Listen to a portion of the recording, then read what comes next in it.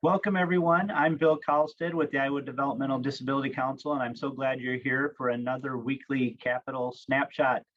Today, we have a guest with us. Hi, Emilee. Hi, Bill. Thank you for having me.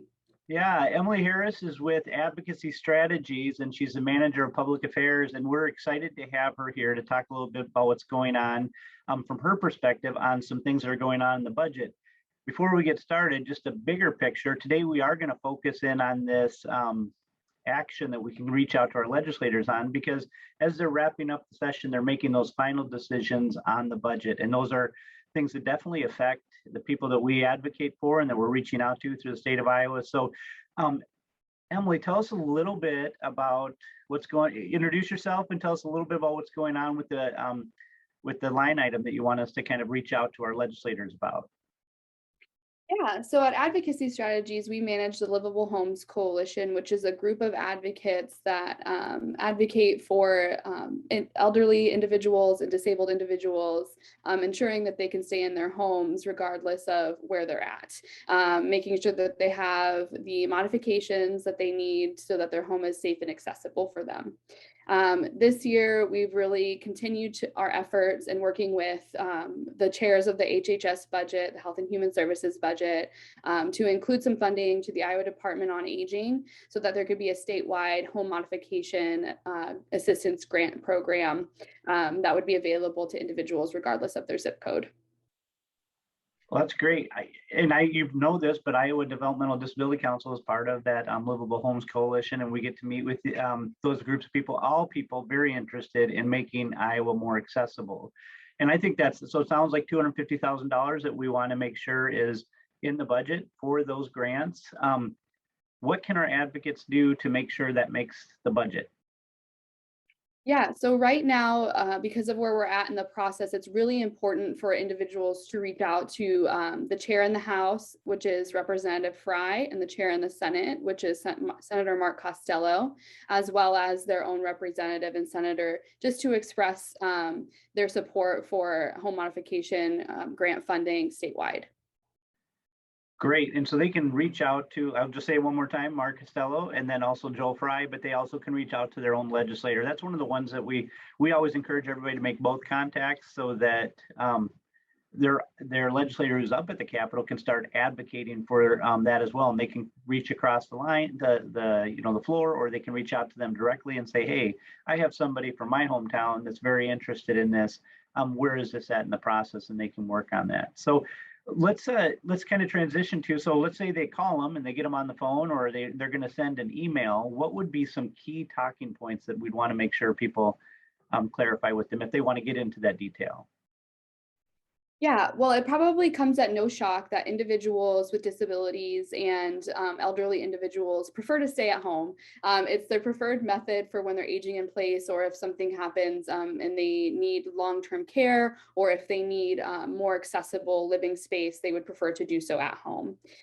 Being at home not only keeps them connected with their family and their community, it promotes their emotional well-being, helps them regain or gain a sense of independence, and it also allows them to continue to work. A good majority of folks who receive home modifications are able to stay in their community and continue contributing to their community's economy.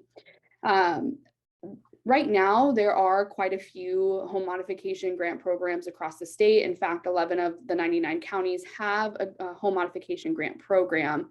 However, those are federally funded, and funds tend to be diverted to more urban areas. And so we see a lot of patches and deserts in our state where there are no home modification grant funds.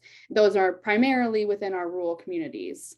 Our rural communities would benefit most from the statewide program, because it would allow those who have a disability or are aging in place to stay within their community. Otherwise, as it stands now, if somebody's needing more complex or long-term care, most of the time they need to move to a larger city and move outside of their community to an area that has housing for them or has a program for them that can help them with whatever they're dealing with, whether that be aging, physical or mental disability. This this home modification grant, we're requesting $250,000 this year. But in the long term, we would love to see that funding increase to $1 million annually. And based on some fiscal analysis we've done, we found that a $1 million investment would save the state $13 million in the first 3 years alone, just based on the amount of people they keep out of long-term care who don't necessarily need to be there. They're probably self-sufficient, but they just don't have a home currently that can meet their needs. And really, even with $250,000, we would still be helping quite a few Iowans, because the average home modification can cost about $9,000. So whether it's just grab bars to get in and out of the shower, a ramp to get into your home, or widening your hallways if you now are wheelchair bound, those things are costly, but not as much as it would be to be in long-term care for multiple years. And this is also especially important to our rural areas, because a lot of the housing stock in rural areas was built before 1940, so very narrow hallways, lots of steps, things that are not accessible to individuals who have mobility issues or just have trouble navigating the world. So overall, just really want to see folks stay with their families, stay with their communities, and continue the long-standing tradition of rural areas in Iowa. Thank you, Emilee. I mean, those are some really key points.